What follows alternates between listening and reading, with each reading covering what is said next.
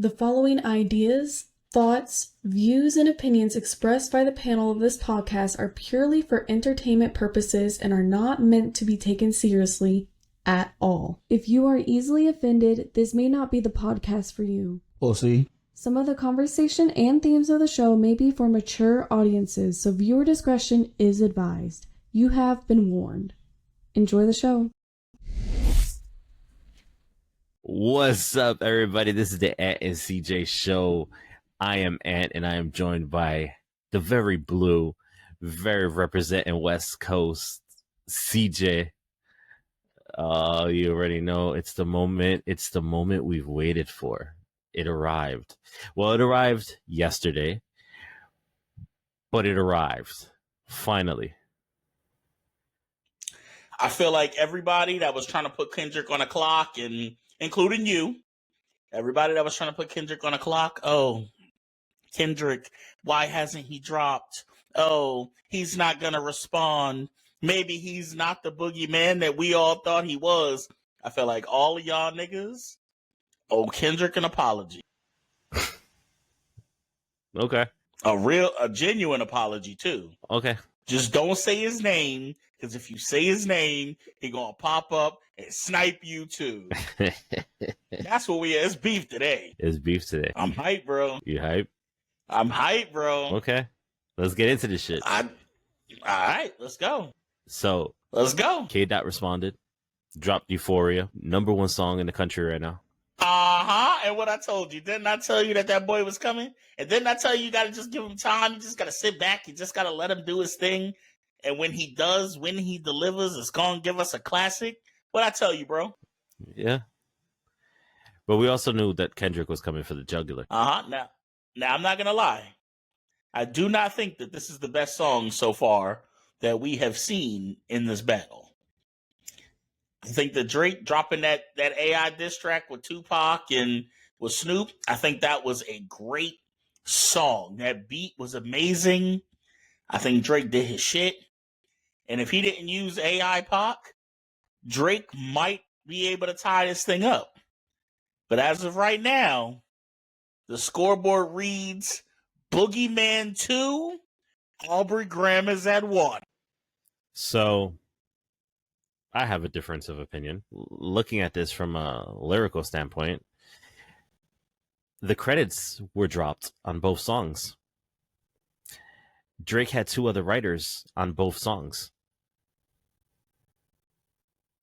K-Dot was completely solo on the lyrics and composition of his song. So K-Dot wrote his own shit, and Drizzy, once again, used 2 assistant writers. This is hip hop. This is the difference in people who are visiting hip hop and people who was born for hip hop. That's the difference. Get all that Canada, Toronto Raptors shit out of here. Fuck DeMar DeRozan. Fuck Al Lowry. Fuck Masai Ujiri. I'm all one today. Let's go. We hype. America up 1. So given that situation, do you still give Aubrey, Mr. Drake Graham, a point? Most definitely. I think Push-Ups was trash. Push-Ups was trash. And I don't mean like complete garbage, but from a diss song standpoint, Push-Ups is not going to cut it.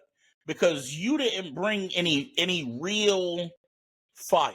Difference of opinion once more. I think that when you look at Drake's Push-Ups, yeah, it was kind of weak, but subliminally, and some of the things that were said on that song kind of hit to the core, and it kind of did hit. But you look at Kendrick came straight for the jugular. Kendrick just, and this is a warning shot. This is not even full blown, I'm coming for you completely. This is just, you wanna keep telling your lies, I'll tell you truths. I think that this is a great day in hip hop history. Right now, I have Euphoria in my top 10 of diss tracks of all time. Okay. It's going to take me a couple more days and a couple more listens. Mm-hmm. But Euphoria, to me, is sounding like the first big body shot in this back and forth. Sources say Euphoria is only 6 minutes, but the entire version is 18 minutes. If you remember when Game was beefing with 50, he did 100 miles in running, and I think that track was like 12 minutes long, where Game was dissing 50 and called Olivia a man. So my thoughts behind this, right? If K. Dot went ahead and responded and he cut up an 18-minute song and took out just 6 minutes of that song, what's on the other 12 minutes? Did you actually read the cover for the Euphoria single? Like the actual cover art? The cover art. No, I did not. Let me let you know exactly what it says. Sure. So it looks like a dictionary definition, and the first definition says a feeling of well-being or elation, which you could tell from the beat. Okay. But then it also has it being used in two quotes. And it says, apparently it is the change in mood, the feeling of euphoria and reduced anxiety that prompts people to start using this dangerous drug. Mm-hmm. The second definition says they had almost a week to recover from the euphoria of Tuesday's series-winning victory. What day did that diss song drop? Tuesday. Kendrick is coming again, bro. They had almost a week. Before this week is over, Kendrick is coming again, bro. I'm not surprised by the energy that Kendrick brought on this song. And the thing that I really, really love about this diss track is that he didn't step outside of who he is At all. to do this. At all. And that's what I respect the most too. This is pure rapping. This is double, triple entendres. I'm going to give you the funny voices. I'm going to give you everything that I normally give you in a album song.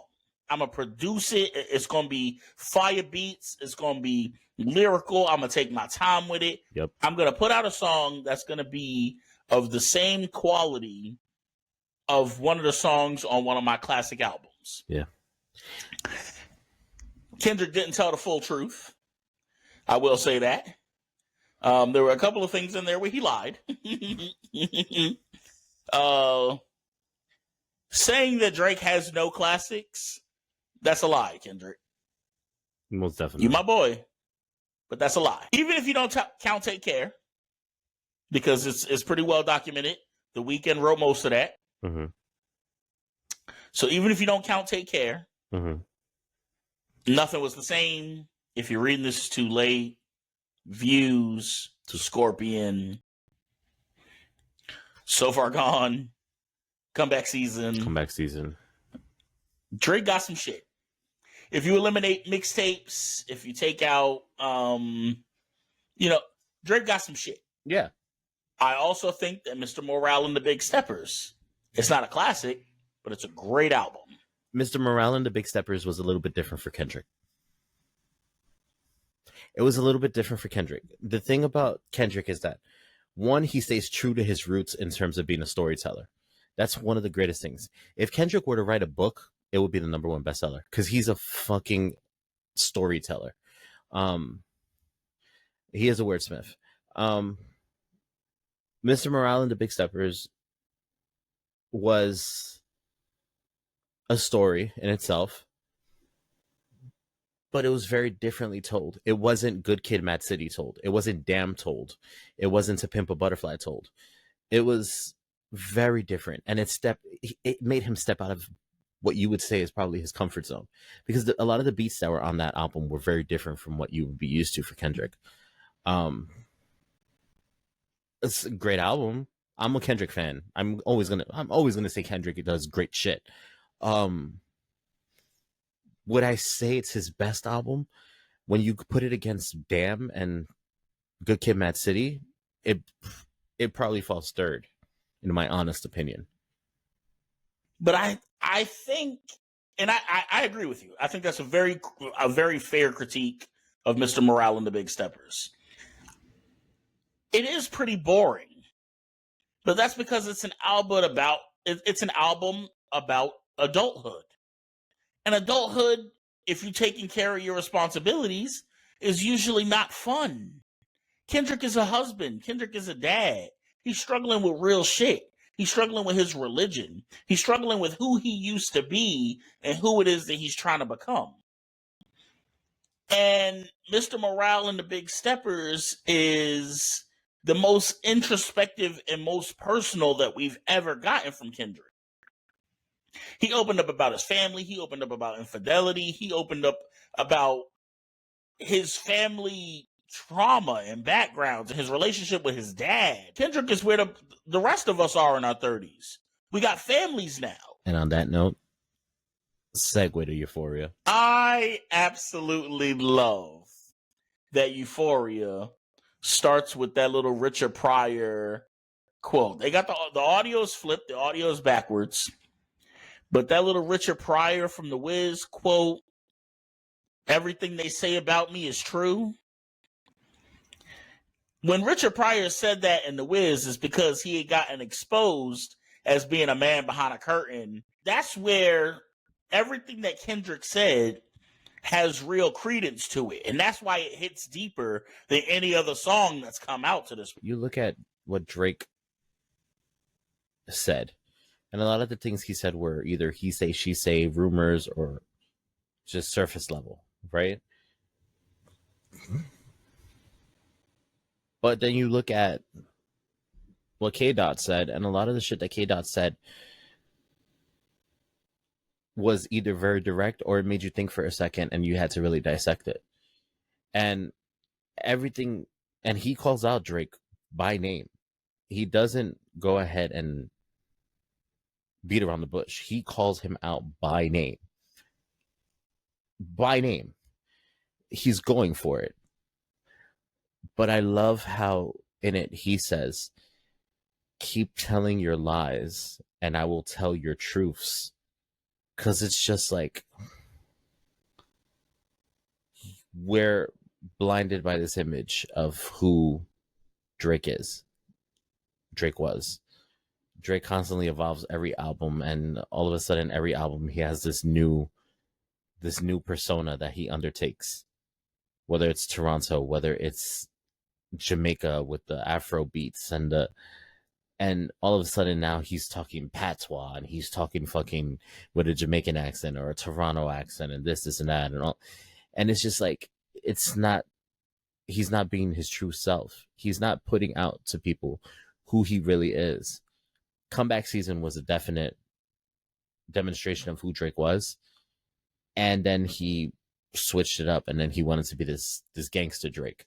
And then he wanted to be this soft-spoken melody Drake when he had Rihanna in his life. And he wanted to be hard again, and he wanted to be like this hardcore rapper when he was around Rick Ross every other day. And Kendrick's been true to who he was from the beginning. I feel bad for Drake, honestly. Because it's difficult to be, no matter how old you are, it's difficult to not know who you are on the inside. That's why a lot of teenagers, when they're going through school and they're trying to figure out who they are, that's why a lot of them struggle with high school, because they don't know themselves and everybody else around you seem like they know themselves. But do you honestly think that it's that he doesn't know who he is, or it's that he doesn't know who he is in order to make himself bigger than what he already is? Because I think it's a difference. It's not about being bigger. See, and this is where I say, pass me the rock and let me cook. Because this is black people shit. This is cultural. Drake's pops is black. So genetically, Drake is a black person. Mm-hmm. His whole life. He went to white schools. He had white friends. His mom's white. He was surrounded by white people and white culture. And he was not surrounded by blackness. On Degrassi, you're a basketball player that turns into a rapper. You're the only black guy. That's a tough position to be in when you don't really know black culture and black shit. So now his acting transforms into cultural appropriation of rap culture. Hip hop has always been the soundtrack to Black America and usually the exaggerated experiences of the people in Black America. Drake don't understand that. He's not American and he doesn't understand Black culture. So everything that he's performing about hip hop is some shit that he saw on TV, shit that he researched from other rappers, shit that he learned from Wayne, from Jay Prince and them. Like, but it's not his life and his experiences. And so automatically you starting off inauthentic. And that's why his music, he don't talk about political shit. He don't talk about shit that matters to Black culture or Black experience because he can't. You can't talk about real shit and not be a real, authentic person in this community and in this culture. 100%. But now, here's my next question: Do you think, for someone who hasn't lived that lifestyle or is unable to identify as part of that life, do you think it's okay for somebody who hasn't been part of that struggle or hasn't struggled at all, rather, to go ahead and become an artist in that genre? Most definitely. It's okay for you to do whatever it is that you want to do, especially when you have the kind of talent that he does when it comes to making music. But see, this is where the issue is, and this is where you'll see a split down this line. Drake technically would be considered a hip-hop artist. But hip-hop has evolved so much from what it used to be that now everybody's a hip-hop artist. Lil Yachty's a hip-hop artist. Lil Uzi's a hip-hop artist. Those niggas are not hip-hop. Not from where hip-hop comes from. Hip-hop is not just a genre of music. Hip-hop is a culture. No, but that's what I'm saying. So in the eyes of white America, right, which are the ones behind the Grammys, which are the ones behind all these award shows, right, you're looking at an artist as somebody that comes out, wears baggy clothes, or represents the Black community, or whatever the case may be. Even if they're fucking singing country, they're going to be considered hip-hop because they're attaching the fact that they're Black to that. The same way, let's be real, you do it to the Spanish community. If you're Dominican, you're a bachata or a merengue artist. If you're Puerto Rican or Colombian, you're a reggaeton artist. It's a stigma that they attach to it automatically based on your culture and who you are as a person. Rick Ross called it first and made it comical, but to me, it's not funny. Drake is 36 years old and started painting his nails only because he started hanging out with Lil Yachty. Lil Yachty, who is a decade younger than him, he started painting his nails because he started hanging out with Lil Yachty. That's embarrassing. Remember Drake took those blackface pictures? No self-respecting Black man would have took them blackface pictures. Ever. Ever. It's an important conversation to be had. It's a very important conversation to be had. Hip-hop was ours, genuinely. It was for us. That was the culture.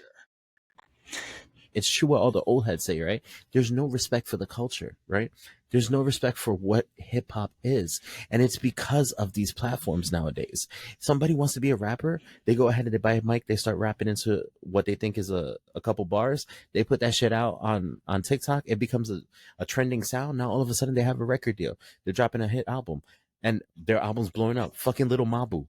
You're telling me Little Mabu's down with the culture? No, of course not. I'm not saying that the culture is dead at all.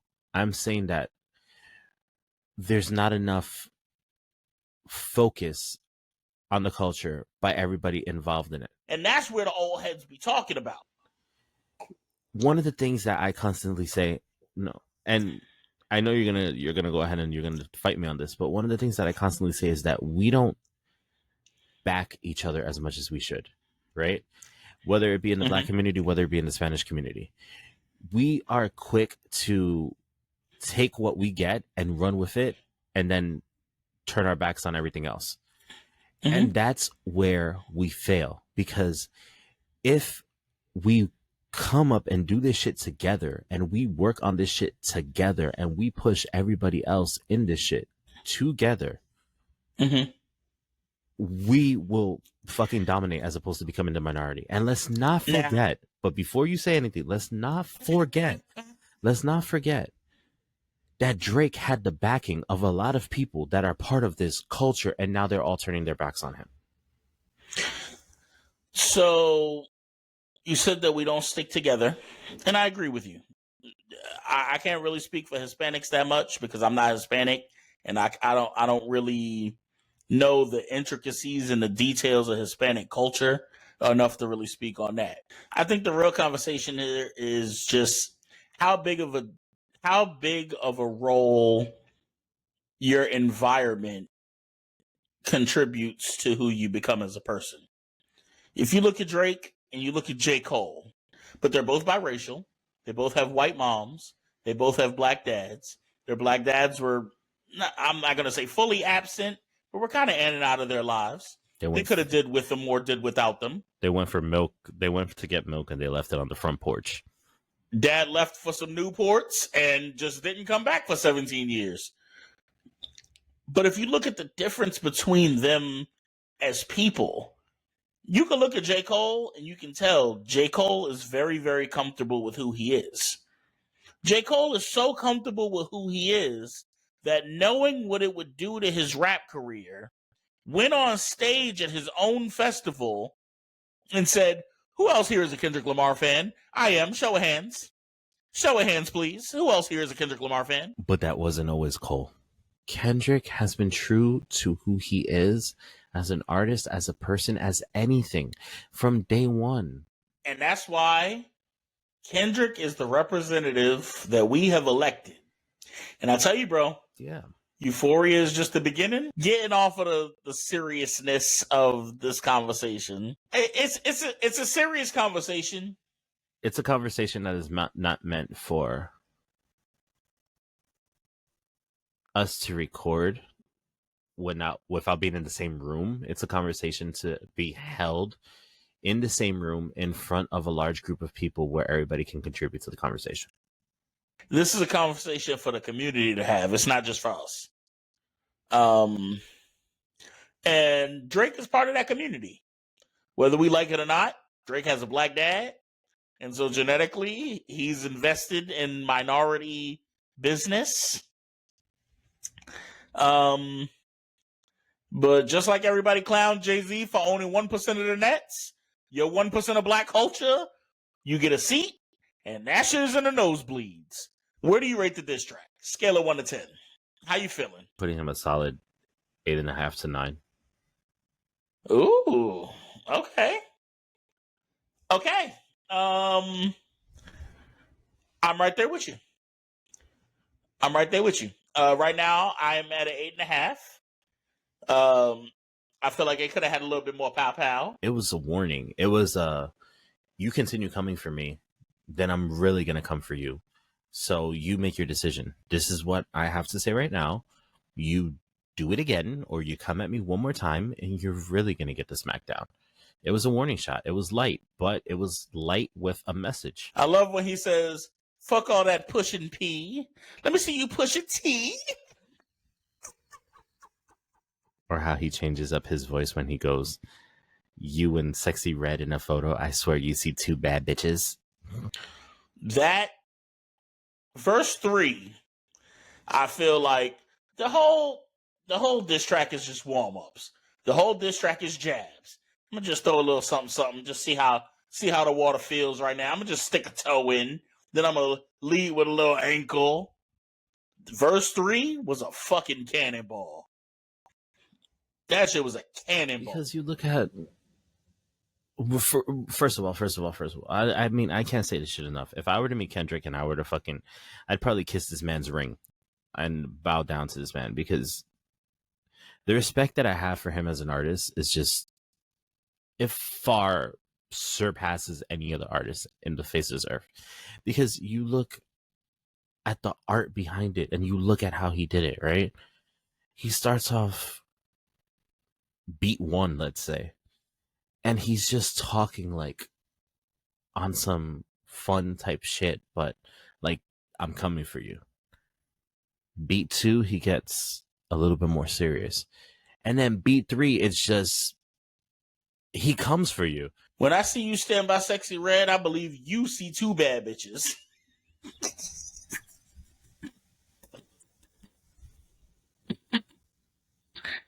I believe you don't like women. It's real competition. You might pop ass with them. And this is what I'm saying.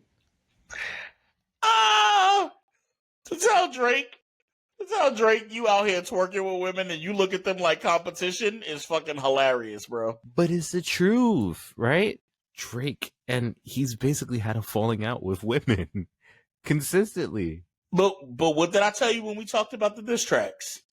I told you, said, why is Kendrick not responding? And what did I say? I said, because Kendrick got a life outside of this rap shit. He got a wife. And he makes mention to it. He got kids. He can't make his whole life about this rap shit with Drake. See? I told you. Because me and Kendrick, we right here. We right here. That's my... But you know what's the one thing that I don't agree with, and I'm kind of disappointed in Kendrick with this song? What's that? Drake came for your wife. He named your wife. He did. Kendrick didn't make any mention of that. And I think that's the first thing that he should have. Don't speak on the family, Crody. You can get deep with the family, Crody. Talk about me and my family, Crody. Someone gonna bleed in your family, Crody. Come on, it's a pow. You said my wife's name. I'm just letting you know, bro. I don't play like that. Don't make it personal. Don't make it personal and just keep it to the raps. I'm begging you. Because if shit turned personal, this shit could get up real fast. I pray they my real friends. If not, I'm YNW Melly. Mm-hmm. One of the things that he also says, right? He goes, I like Drake with the melodies. I don't like Drake when he act tough. You gonna make a nigga bring back Puff. Let me see if Chubbs really crashed them. Yeah.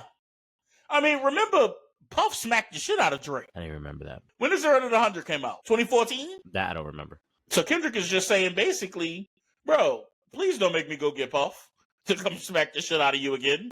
And Kendrick also goes forward into saying how Drake's basically a bitch and that Drake doesn't like his name being brought up into anything. And how apparently he tried to hit a cease and desist on the Like That record. Because he goes, try cease and desist on Like That record. Ho, what? You ain't like that record? Back to back, I like that record. I'm going to get back to that for the record. I took that as meaning two things. Back to back, I kind of like that record. I'm going to get back to that for the record. I'm going to keep it real with you. I think that Kendrick is going to drop before Saturday. You think? I think we're going to get a drop on Friday. I think that's why he brought up back to back. Let's see. Kanye got to shut up. Metro got to shut up. Everybody move and just let Kendrick work. Here's my question.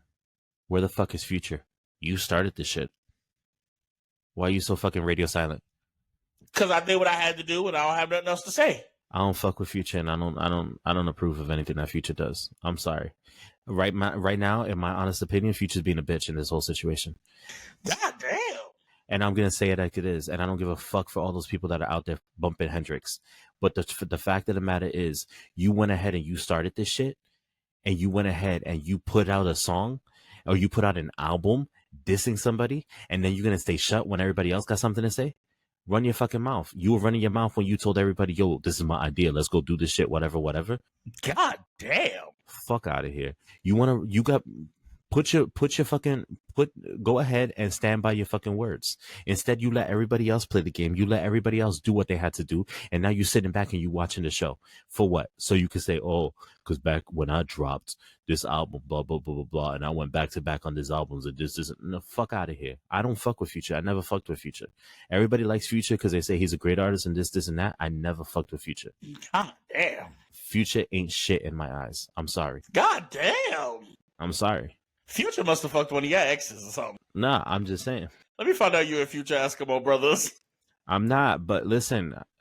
All I'm saying is, you're gonna start some shit. You stand by it, right? You went ahead and you asked for that feature on Like That.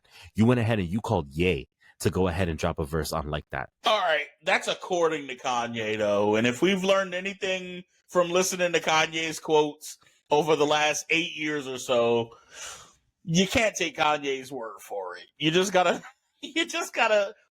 ask Future himself if he called Kanye. Kanye might have heard a voice in his goddamn head and just been like, "What? All right, Future." And Kanye is he not all there with us right now, bro. Switching topics to Kanye for a second. Kanye's in the studio with 4 bats. I need Kanye to go and sit the fuck down. See, this is the shit. This is the shit that's making me mad, bro. Kanye need to go and work on his pornos. All right, so fuck Future. Oh my god, that is just really outrageous. Fuck Future. Continue. That's outrageous. So since we're talking about Drake, Captain Code Switch himself, my question for you is, how elite is your Code Switch game? Do you talk different to people outside of your race than you do to people inside of your race? We're talking professional, or we're talking in life. If you do it professionally, then yeah, that's a code switch. Do you talk different to white people? 100%. Keep it above. 100%. Do you use different language or different tones when you talk to white people? You break out the lexicon. Shout out to Ms. Bell and her bald spot in high school that done taught us grammar properly. She probably did. I hope so. Why do you talk differently to white people? On a scale of 1 to 10, rate your code switch game. Oh, I'm a 10. Solid. Solid 10 on the code switch. I call the Chinese restaurant. I go, hello, yeah, parfait, right, with chicken wing. Alright, so that's a Drake level code switch. You get accents and everything. You know what it is, though? I've learned in my field of work, right? Certain particular ethnic groups are gonna be assholes regardless of anything. So you kill them right back and not give them a reason to be an asshole. I'm talking about the Moishis, I'm talking about the Hanas, I'm talking about the Hamim, the Hayalums. This is the episode we get canceled. We say that every episode. This is the one. Let's do it. But it's the fucking truth. You talk to them, you ask them a question, you tell them, oh, what was that you said? And they go, what? No. So you kill them with fucking kindness. I'm sorry, Hana. You switch it up. You give it right back to them, and then you don't give them a reason. But then at the same time, you fuck them over and you cancel their fucking Medicaid or some shit. Motherfuckers got 3-page cases with 20 kids on that shit.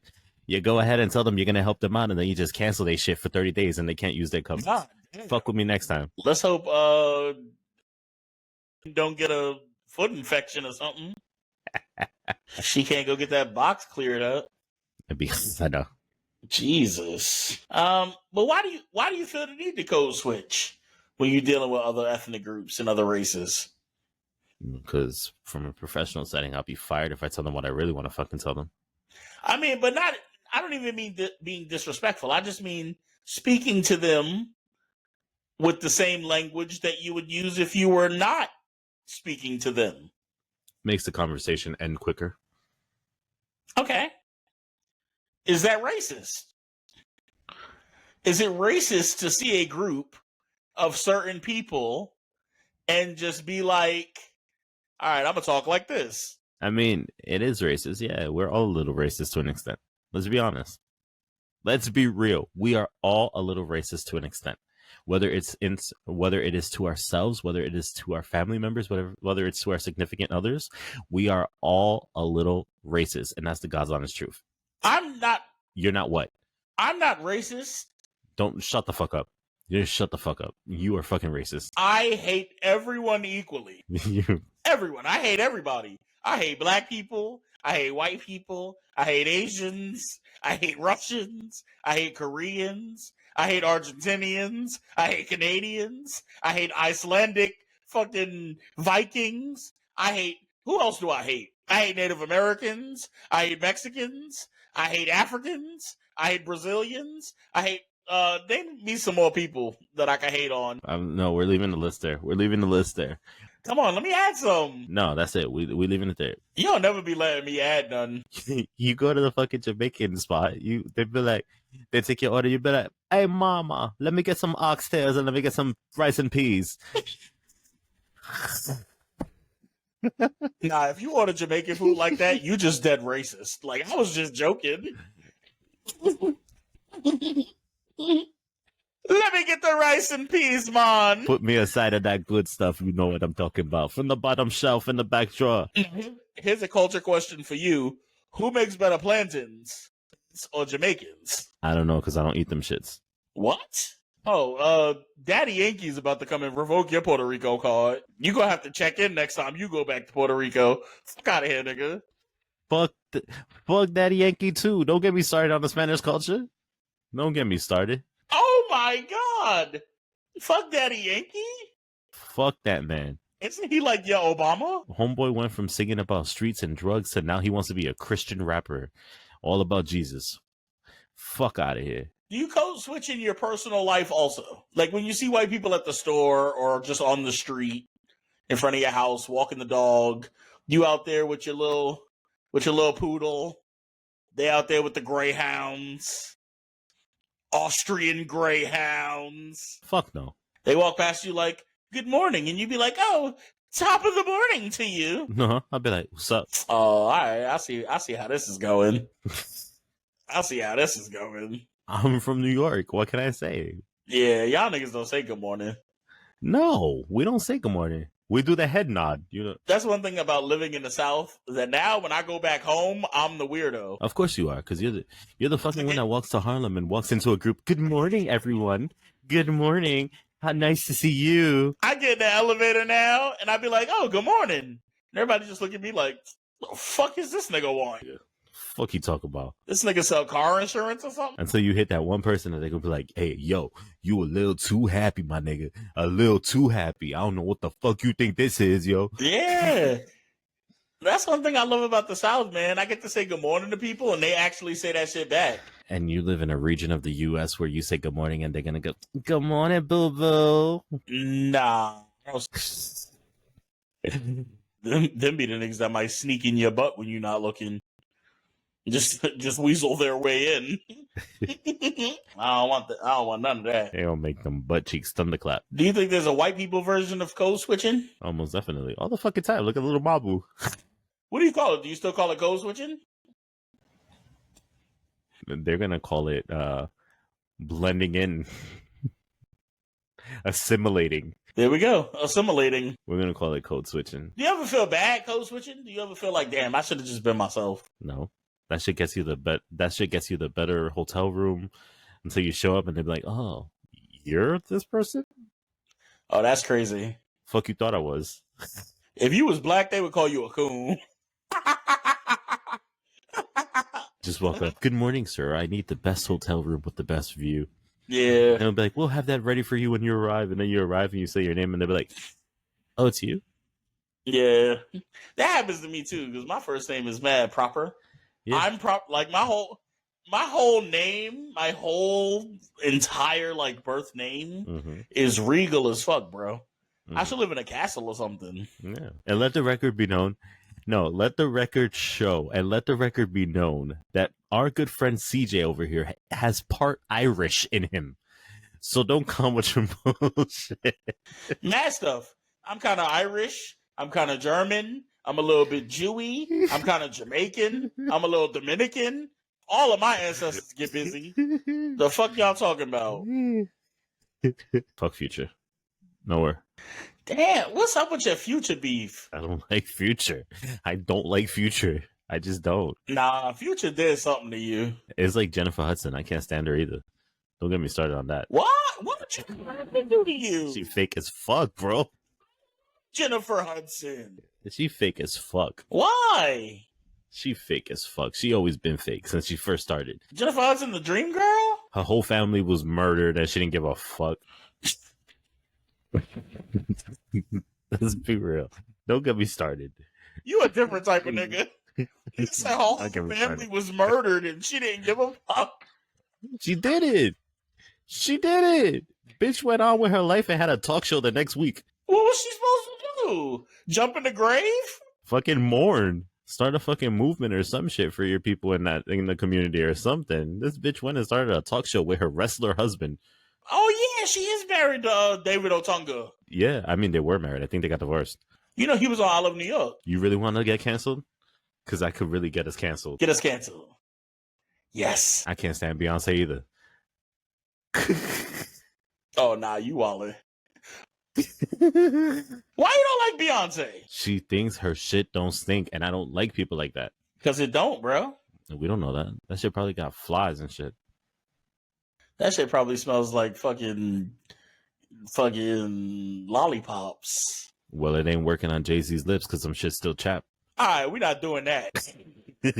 We're not doing Jay-Z slander. I will take slander for anybody else. We are not doing Jay-Z and Beyonce slander. There's not at all. We are not doing Jay-Z slander. I already know you're going to go ahead and you're going to take the whole Future section and turn that shit into a clip. Probably. Future must have fucked your ex or something, bro. I'm telling you. Let me find out you and Future's Eskimo brothers. Because if you and Future's Eskimo brothers, that means you and Drake is Eskimo brothers. And if you Eskimo brothers with Drake, where my check? Then yeah, that means you got beef with Drake too. So I'm waiting for you like that, nigga. I'm waiting for you like that verse. Yeah. Don't get me started. Yo, really? Please don't get me started. We'll get a white person for this podcast so you can start code switching. You got the code switch for the cast. There we go. And before we go, it's time for the 2-minute warning. Fuck Future. Fuck Jennifer Hudson. Oh. Fuck Beyonce. Jesus Christ. We're going to get to the bottom of this Jennifer Hudson hate because I got to figure out what this is. You got mad, you mad she got skinny or something? Like, what the fuck is it? You want to be married to David Otunga? With a name like Otunga, imagine what that tongue do. Hey. Yo. That is fucking crazy. That is fucking crazy. You know what's the craziest shit, though? I was watching back to our last episode, and I'm like, yo, I can never play the pause game again. I sat for 20 minutes asking you to finger your pussy. I don't know if I can ever redeem myself. I really got to go out and kill a nigga to be able to.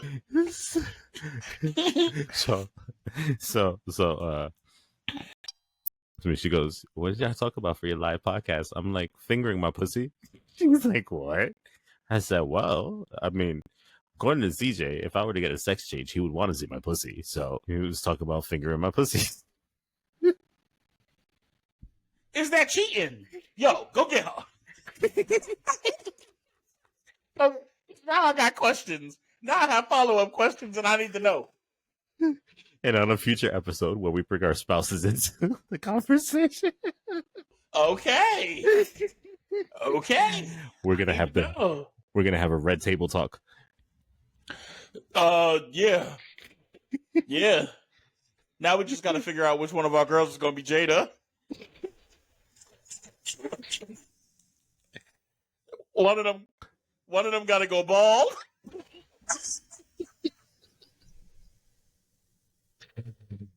Keep my wife's name out your damn mouth.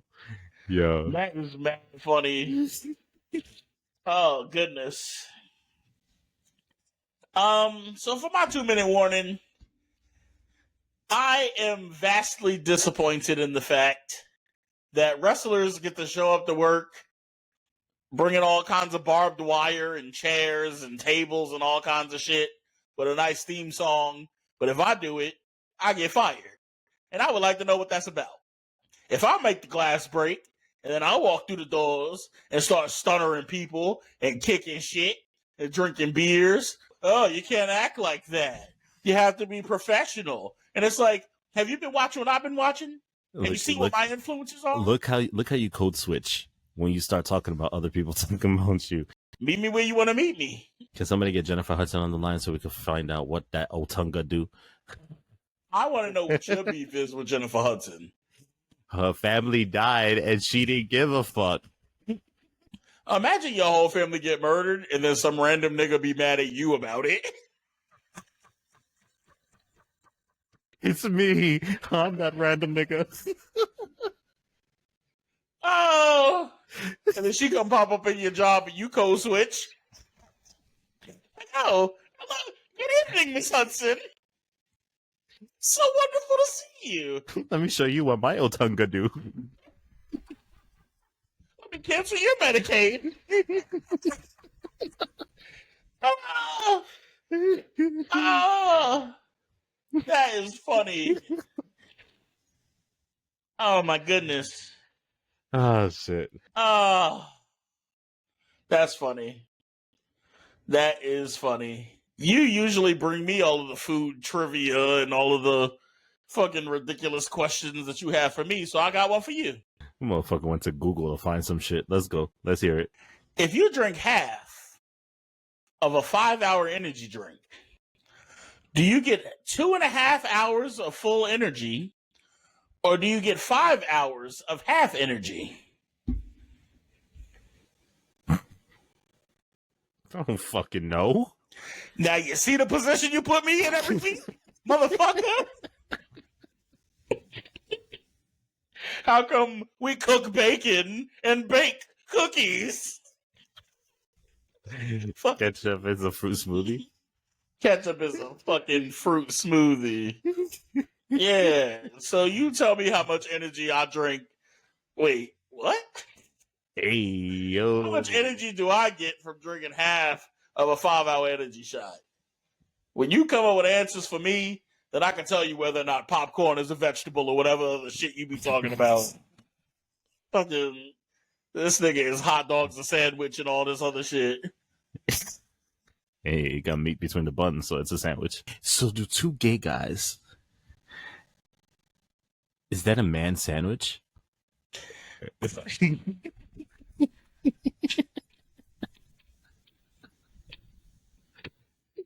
They're putting meat between the buns.